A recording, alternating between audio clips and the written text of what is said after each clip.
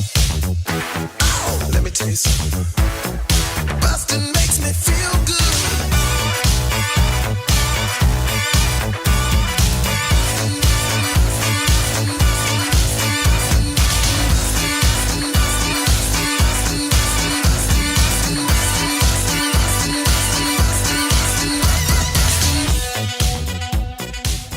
Hey everybody, welcome to Blockbusting, the podcast where we love to hate the movies. I'm your host, Jay Light. Joining me today, it's Quentin Thomas. Hello, everyone. Hey, Quentin. How are you? I'm good. How are you? I'm doing great. We both turned it on just at the right time. We both put on our smiles. It's time to perform. It's time to perform. A podcast is a performance. Everything's a performance. The moment everybody figures that out, the better people's podcasts will get. Instead of them just being like, man, what's your theory about comedy? What do you think about the news? Hey, who's the first guy to do that? I think it might have been Carlin. What was he thinking? Well, I'm like a modern day philosopher, man. You know who's not a modern day philosopher is Jon Favreau, the director of the movie Chef, which is what you've come to talk to me about today. Yes, we're here to talk about Chef. We are. We need to talk about Chef. This movie came out in May 2014. It was directed and starring Jon Favreau. And written by Jon Favreau. It's his baby. Top to bottom. I did not know that this movie existed for a long time. And then all of a sudden it started popping up on Netflix everywhere. And I kept getting it recommended to me. And then I started working in food television. And I was like, oh, maybe I check this movie out. It has decent reviews. And I just never actually got around to it. And then I watched it yesterday to prepare for this podcast. And I don't know why this movie got as popular as it did. I have no idea because I heard about it when it came out. I heard the premise. I was like, all right, whatever, and I just never saw it. And I heard generally good things, not like amazing things, but like it's a pretty good movie, you know. And oh boy, was everyone wrong. Yeah, it's got an 87% on Rotten Tomatoes. It 5 times its budget, $50 million on a $10 million budget. These are some of the reviews. These baffle me, okay? Chef's charming cast and sharp, funny script add enough spice to make this feel-good comedy a flavorful, if familiar, treat. That's the critics' consensus on Rotten Tomatoes. Richard Roper of the Chicago Sun-Times. Funny, quirky, and insightful with a bounty of interesting supporting characters. Gary Goldstein of the Los Angeles Times. Terrific supporting cast, and the script has a lack of cliche, such as in its presentation of family dynamics. Wait, the lack of cliches. Yeah, apparently this movie is not cliche. Oh my God. Apparently the movie that's 90% just cooking montages isn't cliche. And with the worst ending in any movie I've ever seen. It's an abrupt ending. Oh my God. Okay. First, before we really dive into like the nuts and bolts, the nitty gritty of this movie, Quentin, I want to know what your experience was like watching this for the very first time, because I feel like that colors a lot of things for people. Okay, and especially, and perhaps particularly in your experience. Okay, so all right, I'll just say I'll start off. I'm doing great. All right. These past 6 months for me have been the best. It's awesome. So I'm doing good. You know what you just did is you built suspense, which is something this movie does none of. Yeah. So I'm already better than Jonathan Favreau. But okay. So like I said, I'm doing good. But maybe about a year ago, I wasn't doing good. And I checked into the mental hospital. Okay. And I've been to a few of them. And this one in particular, they didn't give us anything to do. We had like a group therapy thing once a day, and half the time we played bingo. So it was super boring.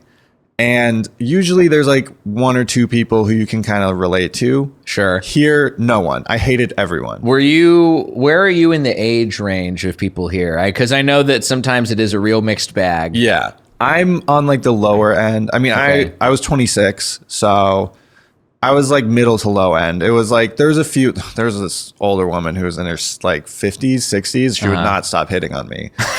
And she like, and her exit was traumatic. She like didn't want to go, but they like forced her to go because her insurance ran out. She got D5150. Yeah. And then she was like yelling. She's like, I'm going to go on the streets and get human trafficked. And So it was. Yikes. That's the context. I'm really bored in this place that sucks. I'm not in a good mental space. Okay. And I spent like 90% of the time on my phone, just watching YouTube because there's literally nothing else to do. I didn't like the people there. Funny enough, in the mental hospital, they had for reading the comedy Bible. Oh, really? I thought that was hilarious. I feel like that explains a lot about the SoCal comedy scene. Yeah. Knowing all the comics I know who have gone in and out of mental institutions. They got inspired. It was more inspired than the New Year's comics. They're the mental health comics. Okay, so that I'm really bored. So I'm, again, scrolling through Netflix. I see Chef, right? And I'm like, okay, because I've worked in restaurants in and out for the past like 10 years. Mm-hmm. I've worked in like 10 or 11 different restaurants. So I love food. I love cooking. So I was like, okay, like this is a food movie. Cool. And I watched it, and I honestly don't think the premise is bad, in that like there's this underappreciated chef who is tired of his job and he wants to go and start his new thing. Like I don't think that in itself, and it's kind of like a road trip movie too. So it's like, not a bad premise. Not a bad premise at all. But the execution, it's just, okay, I feel like it's super self-indulgent where it's like, this will bring me to chefs in general too. Sure. Because I've worked for a lot of chefs, and there's this running theme that they're kind of like egomaniacs for whatever reason. Like they think making bananas Foster makes them better than other people. Yeah. Like I don't get the chef ego thing. And it does portray that, but it also feels like it's like a Jonathan Favreau ego thing where he has to like prove he's like, I'm not just a actor, director, writer. I can also cook. And he like tries to do all these like buzzword restaurant things. Like the whole ganache scene is like, it's like so stupid. Yeah. It's like, so like if you're a foodie, it's like clickbait for you. Like, I don't know, fucking. Yeah. It felt like to me, a couple things, right? I felt like this movie is easily able to trick people into thinking it's a good movie because it's enjoyable to watch. If you don't know, first of all, if you don't know anything about food, you get to watch a bunch of food porn, and you get to watch a bunch of glorified music videos, which is almost entirely what this movie is. It's just Jon Favreau and John Leguizamo cooking, and Gary Clark Jr. playing in the background, or whoever else the music supervisor got to be on the soundtrack. Incredible soundtrack, great music supervisor. It's clear that a lot of the budget went to. I mean, this cost $10 million. I would imagine like $8 million of that went to the rights to the music that they used in this movie. I mean, it had to be shot on an iPhone. Like, it's not like an interesting movie to watch or look at. Like, they go interesting places. They're in New Orleans, and it's like a super underwhelming scene. Yeah. Like, they just go to Cafe Du Monde. Yeah. You got a tracking shot of them walking through. I know it because I've been to New Orleans. I grew up I have family in New Orleans. I was born there.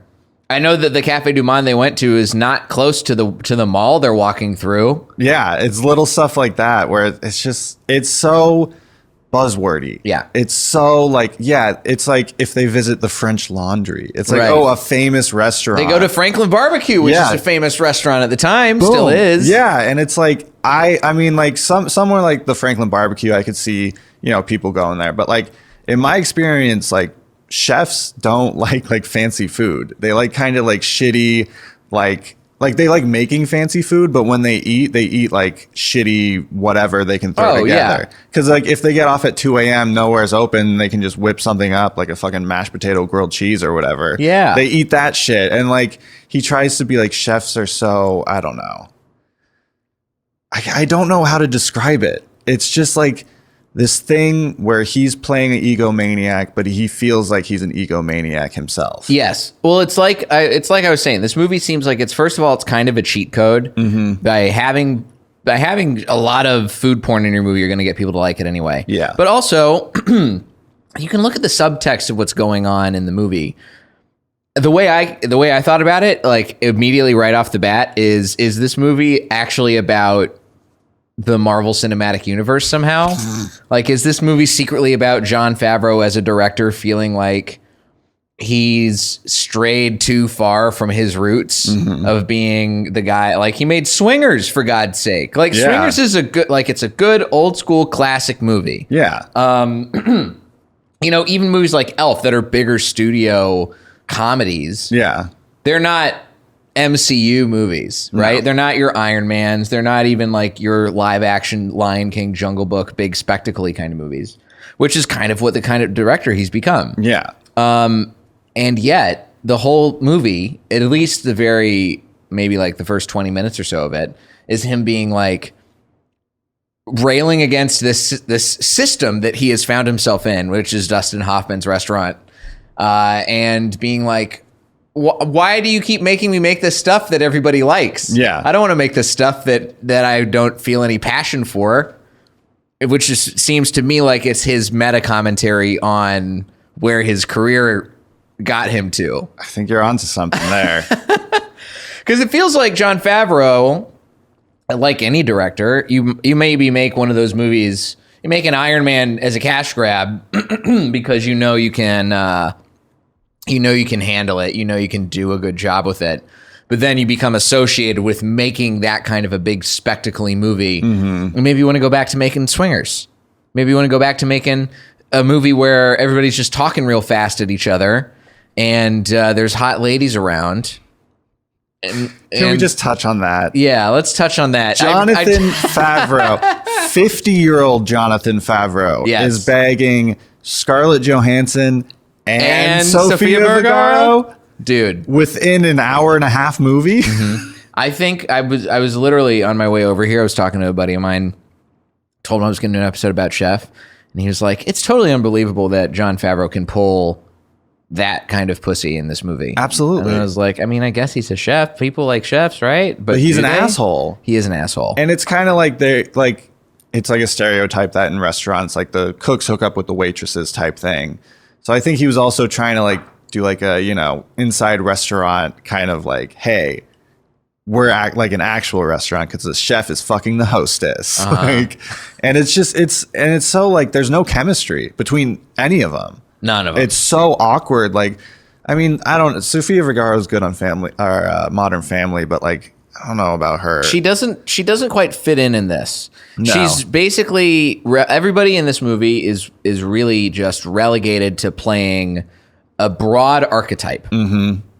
Sofia Vergara is like the ex-wife who is a little bit overbearing, but she's doing it because she loves her son and wants her son to have a good life, right? John Leguizamo is like the guy who's allowed to smoke in bars, even though you can't smoke in bars in Los Angeles. He's like this stereotypical sidekick. Yeah. Like, he's the Robin to Jonathan Favreau's Batman, which I bet he would love to play.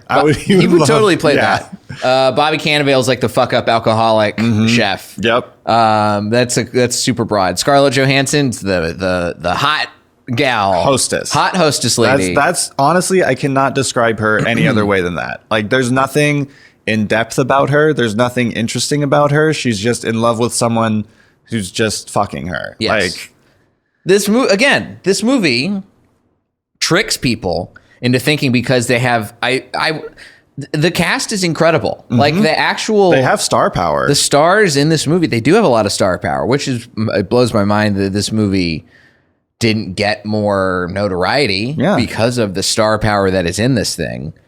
They pulled Dustin Hoffman for what, like 3 scenes? Yeah. And Robert Downey Jr. Yeah, Robert Downey Jr. Fuck. It's crazy, man. But that's the thing. For all of the star cast in this movie, nobody's really acting. Dustin Hoffman's performance is flat. Yeah. He doesn't fluctuate his voice the whole time. He's like, you're going to make the menu I want you to make. You're going to do what we can so we can get a good review, and you're going to like it. It's like, he's not angry. He's not authoritative. He's just kind of like, I am here to get my check and leave. Yes. And he turns it on just a little tiny bit, and then he backs off just a little tiny bit whenever he has when they have this big meltdown scene where it's a video of him going viral. Let's talk about this whole Twitter subplot. It's so boomer. I have yet to see a movie that nails portraying social media. I can't think of one. It's all The only one that awkward. comes to mind is like Ingrid Goes West, I think does a good job. I haven't seen that. It's good, but it's all about Aubrey Plaza playing an Instagram stalker Okay. who stalks somebody based on their Instagram profile looking really cool. Yeah, but I think that was probably, I don't know, but maybe written by a younger person who's like grown up on social media. But Jonathan Favreau has not. He is in his 50s. He reminds me so much of my dad. Like, my dad goes on Facebook. That's all he knows how to do. He doesn't Google things. He just gets all of his information off of Facebook. Sure. And I feel like Jonathan Favreau was like, what's Twitter? My dad knows what Twitter is. He maybe doesn't know how it works, but he's like tweeting out what he's supposed to DM people. And it's like, how do you not know? Yeah. Why does your 7-year-old son know Twitter better than you? Excuse me, he's 10. Oh, sorry. He's old enough to make his own choices about wearing fedoras in public. Bad fashion choice. Poor kid. Yeah. Poor kid. They put his wardrobe in the worst possible thing possible. It's so bad. I can't think of something that like this movie nails. You know, I feel like with a lot of bad movies. I can't either. Yeah, with a lot of bad movies, there might be one or two things where it's like this one actor, you know, shined, or like there's one scene that's really well written, or there's some funny thing. This is just the most like flaccid movie ever. There's no high points. There's nothing that makes you want to go erect for this movie. No, nothing at all. Not even Sofia Vergara. Or Scarlett Johansson. No, neither.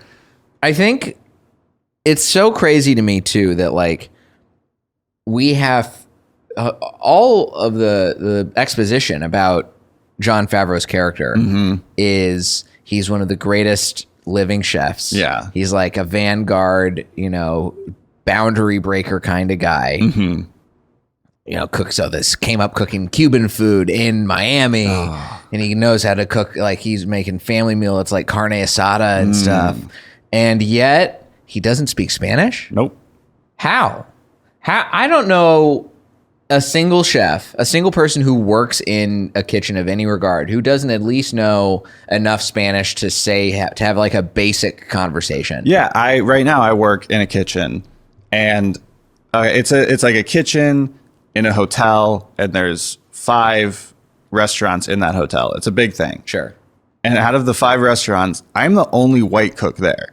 There's probably 50 kitchen members. I'm the only white cook. I have to learn how to communicate with people who don't know Spanish. I took 3 years of Spanish in high school, and I know enough to get by. You know, I'm not fluent by any means, but I can understand if they speak something in Spanish, I can get what they mean. Yeah. And for him to grow up in Miami, one of the most Latino populated areas in the United States, and to not be able to do basic communication in the language that is spoken probably the most in kitchens throughout America. And supposedly he rose up through the ranks, you know, and like I'm a line cook, and I'm not even close to being a chef. Yeah. And the most egregious thing to me is when he's given the food truck, he goes to the cookware store, and he cannot ask the guys working in the back, who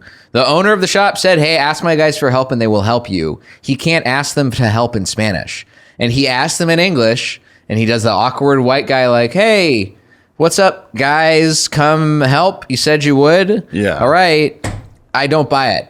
I don't buy it. Necesito ayudar. Yes. I don't think that's perfect, but that's close enough. Yeah. Don't know what you mean. That's it. Yeah.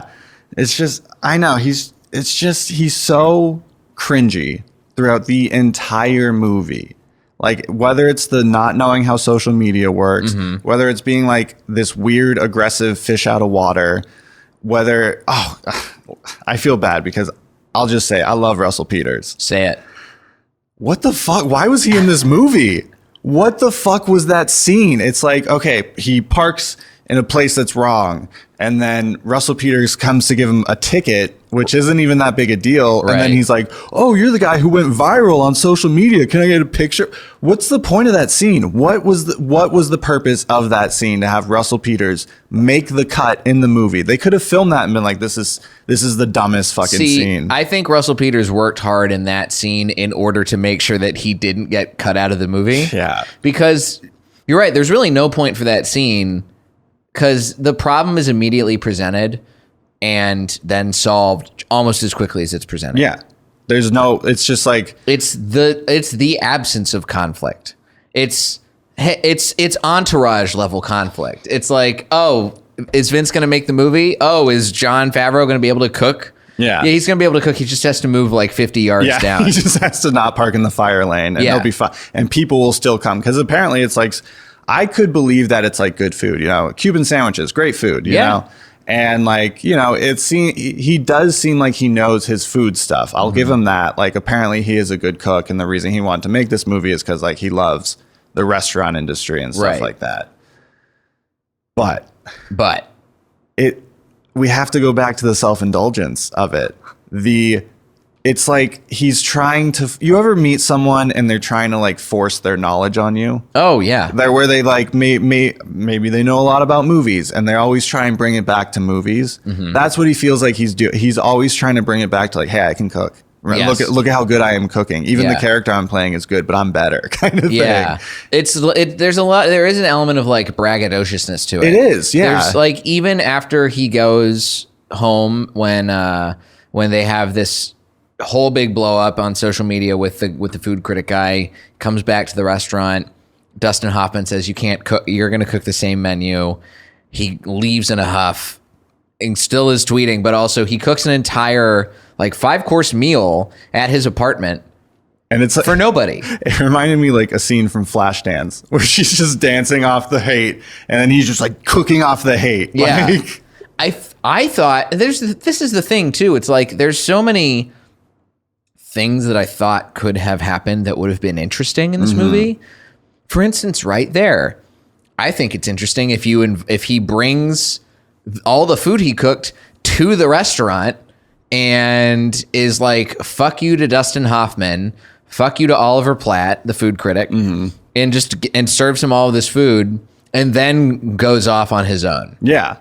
That's him still like blowing up and having this meltdown that he continues to have. But at least you get to see like something more than just like, oh, I'm going to cook a steak. I'm going to do this. I'm going to do a little bit of extra, I'm going to flambe some shit. Yeah. He didn't prove a point. I guess he proved to himself he could cook, but we already knew he could cook. Yeah. His characters. Yeah. It's not a debate whether like the menu he's cooking is like good or not. They want it there because it's so good.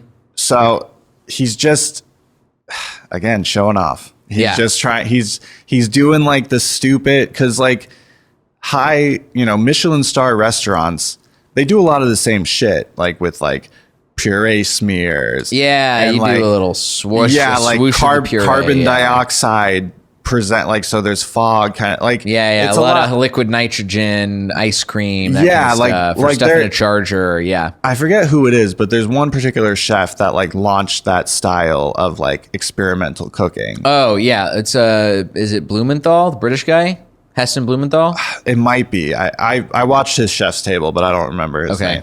But like everyone's just copying him. And he, I think at some point was like, yeah, people are just like, I did this to be creative and original and people are just coopping me. Right. And that's what Jonathan Favreau does. He just copies what looks good. He copies what he thinks like high class being, cooking is. And I feel like it's not capturing the point of like that kind of level of cooking, which is to like challenge people in a way and to broaden their horizons and make them try things that they haven't tried before. And again, he's cooking just to prove to himself that he can cook. Yes, that's what that scene is, to be like, fuck you, I can cook. I still know how to do it, man. Yeah, why did I get this knife tattooed on me if I don't know how to cook? Which, I mean, I guess the food critic is challenging that, but no one else is. But that's the other thing, too. It's like, even the food critic, even in the review, the food critic is saying, and he says it overtly again at the end of the movie, in case we didn't pick up on it. Yeah. He's saying, you're not a bad cook. This food is just beneath you. Yeah. Like, you're cooking a menu that's clearly not something that you have passion for. Yeah. You're just cooking because that's a job. Right. You're just doing your job. And it's like, if you're going to be a chef, you don't just want to do your job. You love cooking. Right. You have a huge passion for it. And Yeah, it wasn't showing through. So he was like, hey, step your game up. Yeah. Like be the person that you can be. Don't just be limited to this like restaurant. This whole movie feels like it could have if it existed as it was, it could have been turned like this could have been a short film and it would have been fine. Yeah. It could have wrapped up in 30 minutes tops and everything would have been There's so much fat. Yeah. There's so much fat. And I hate when like movies feel improvised. And there's a lot of scenes in this movie. One particular, like when they get the food truck and they're fixing it up or whatever, and then John Leguizamo comes down to like help them. That like the interaction there, it's almost like, hey, what's up, dude? Hey, man, I'm coming here to help you. Oh yeah. Also, how does John Leguizamo's character know where they are? How does he get there? How? And it's just like no one should know this. Yeah, and they talk over each other a lot, and it's just like you can tell it's not scripted at all. And like good improv is great, but bad improv is terrible. Yes. And this feels like bad improv. Yeah. It feels like neither of them have ever acted before. It's like there's no chemistry. It feels like it doesn't make sense. Like I get why he would like come down and help, but even in like that's the other thing too. Like even in good improv, you still get a sense of the character who the improviser's playing. You still get a sense of like what they want. You still get a sense of what they are. They may be trying to have like an emotional response and hiding with the way they actually feel or something like that. You know how acting kind of works. Yes. Right? Where you're still like conveying something, but you might be concealing something as your character, or you might be trying to express a want. I don't feel like anything that happens in this movie, there's no stakes. It feels like everything's from the very beginning of the movie, it feels like everything's going to turn out fine by the end of the movie. yeah, it's like so he walks away. He gets the food truck. Okay, he has to fix it up. That's the biggest problem that he faces. Yeah. And like immediately the food truck is successful. There's like maybe a small period where they're spreading the news, but it's like everywhere they go, everyone knows about him. So it's not like he spent years trying to build up an audience for the food truck or whatever. It's just like, oh, he made Cubanos. We're stoked. Like, yeah. Also, the other super unbelievable part is somebody having like, he's like, I've got 2,000 Twitter followers. And then he has a line down the block. You got to be fucking kidding me. Yeah. I have almost 3,000 Twitter followers. Nobody shows up in that kind of droves to see anything I ever have done. Yeah, it's the boomer perception of social media. They don't understand it. Nobody understands. And they don't put in the effort to understand it because they're all like, this is stupid. Like, they're like, oh, they'll make fun of, like, okay, do you know who the Nelk Boys are? I do. They had Trump on their podcast. Right. And it got like 5 million views in a day. And then it got taken down. Right. And Jimmy Kimmel, who, man, he's turned to the dark side. I mean, I'm not saying the Man Show was great or anything, but at least it had humor in it. Sure. And it was subversive. It was clearly joking on that kind of a show. And like he did a segment. He's like, yeah, so these like hooligans had Trump on their podcast, and he was making fun of them because like the Nelk Boys are like super successful in their area. Right. Like they have a huge following. Right. People love what they do. Probably a bigger following than Jimmy Kimmel at this point. Probably. And he's like, he doesn't understand. He did the same thing a couple of years ago with like professional gaming. He was like, oh, these kids that never leave their mom's basement, which is just like the laziest shit it's the laziest route to go down. Yes. And it feels like Jonathan Favreau is stuck in this universe where it's like, I refuse to learn and adapt to how the future is shaping out. I'm just going to stay here and be like, remember the good old days? Right. And I'm going to be the best. And not only that, but I'm also going to be the best, most successful version of this thing based on something that I barely know about. Yeah. And his son has to run on his social media accounts, which, by the way, why does a 10-year-old know how to use Twitter? The kid's got a cell phone too early. Yeah. Kids should not be allowed to have cell phones that early in their lives. I'll say, though, I think the kid gives the best performance in the whole thing. I think he's pretty solid throughout, Yeah.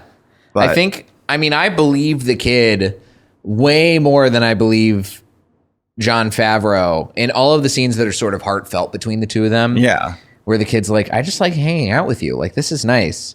I don't buy Jon Favreau being like, we went to the park. That was fun. We went to a roller coaster. That was fun. It feels like, and I think this could be the case with a lot of dads, where they only take interest in what they're interested in, and they want their kids to be interested in that. Instead of being like, okay, Jonathan Favreau loves cooking, but what if his son loves baseball? Instead of like encouraging his baseball thing, he'll be like, no, try cooking with me. You know, it's like there's a difference between like doing something together and doing something you want and them being there. Yeah. And this whole road trip, like the kid, I mean, I'm sure he enjoys the time with his dad, but he would probably like, want to go to the park instead, or want to not go on a road trip with his dad and his weird friend. Does Jon Favreau have kids? I don't know. Because I feel like this also, as much as it is a message to the MCU folks, I feel like this is also a message to his kids. He's got 3 kids. Oh, okay. Let's see. Personal life. Yeah, they have a son who appeared in Iron Man 2, retroactively established to be young Peter Parker, and he has 2 daughters. Exciting. He's married to a physician. Oh, nice. Oh, wow. So good stuff. he just gets to do whatever he wants. He has the financial backup. He can do anything he wants. And he chose to do chef. Generational wealth, baby. What else does he have? Oh yeah, he's been he worked at Bronx Science. He was a school there. He did all sorts of fun stuff. He was a Chicago guy. Anyway, look, besides the point, here's where we'd like to get to. Jon Favreau should, I think there's a world in which Jon Favreau directing still could have made this movie work if he didn't star in it. Yes. Who do you think should have been in this instead? Who's the chef? Who's our guy? Based off of like the script, if we're keeping the script, you know, I thought about this. And it's not possible, but I would have loved to see Philip Seymour Hoffman. I think Philip Seymour Hoffman could have pulled this off. Like, yeah, he would have sold like the ganache scene perfectly. I feel like Jonathan Favreau was like overacting. He was like, it was just too much. It was over the top. But I feel like Philip Seymour Hoffman could catch the nuances of it. And I feel like he would be better portraying a negligent dad who over time changes his ways. Yes. Because like that can be a very nuanced journey in that like him slowly realizing like, oh, my son needs attention and needs my love and needs nurturing. And I'm kind of being an asshole and just pursuing my own, fantasies. And so I could see him delivering in ways that I don't think Jonathan Favreau, no matter the script, no matter the director, could ever really reach. Yeah. Because he's an actor, but he's not just an actor. He doesn't dedicate himself solely to that. He wants to do everything all at once. And for him, he just can't. He's not Donald Glover. He can't balance things like that. He's just not that talented. He's not a jack of all trades master. He's a master of none. Master of none for sure. He's a real master of none. And I think you make a great point with Philip Seymour Hoffman, R.I.P. He would have been so, because the way he acts, he would have been so good in this in terms of you would actually be able to see the layers of the character. Yeah. Philip Seymour Hoffman's characters all felt so lived in and so like deeply layered.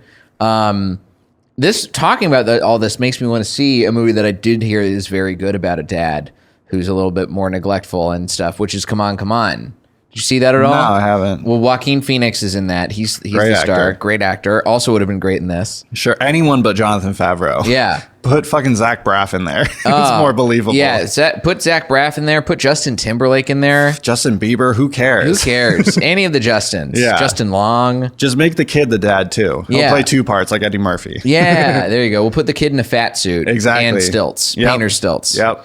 I just think that like this movie is so just aggressively average, and it really is not striving. I was talking about this when we did an episode of Batman a little while ago, and I said I think that Batman basically like there's a ceiling of goodness that it could hit, and Batman hits that ceiling.